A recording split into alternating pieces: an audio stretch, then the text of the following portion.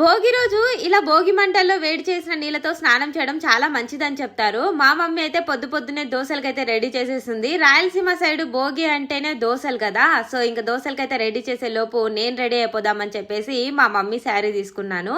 మా మమ్మీ ఈ శారీ ఫెస్టివల్ కోసం అయితే తీసుకున్నారు. నాకు చీర బాగా నచ్చి నేను తీసుకుంటాను మమ్మీ అంటే తీసుకోమ్మా అని చెప్పాను. చీర అయితే తీసేసుకున్నాము, మరి దానికి మ్యాచ్ అయ్యే బ్లౌజ్ కూడా ఉండాలి కదా. పెళ్లి కూతురుగా రెడీ అయిన శారీ ఉంది కదా, దాని బ్లౌజ్ సెట్ అవుతుందా అని చూసాను, కానీ అది సెట్ అవ్వలేదు.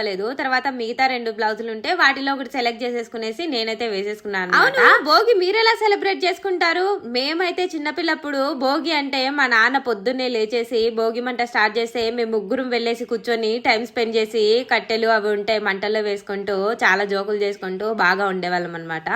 ఇంకా పొద్దున్నే మా మమ్మీ వేసే వేడి వేడి దోశల కోసం అయితే తొందరగా స్నానం చేసేసి కొత్త బట్టలు వేసుకునేసి దేవుడి దగ్గరికి వెళ్ళేసి ముక్కునేసి మా మమ్మీ వేసి ఇచ్చే దోశలు తిని టీవీ చూసేవాళ్ళము. టీవీ రిమోట్ కోసం అయితే ముగ్గురం కలిసి తిట్టుకొని కొట్లాడుకునే వాళ్ళం అనమాట. ఎంతైనా చైల్డ్హుడ్ మెమరీస్ చాలా మంచిగా ఉంటాయి కదా. సో ఇంకా మా మమ్మీ అయితే దోశలన్నీ ప్రిపేర్ చేసి పక్కన పెట్టేశారు.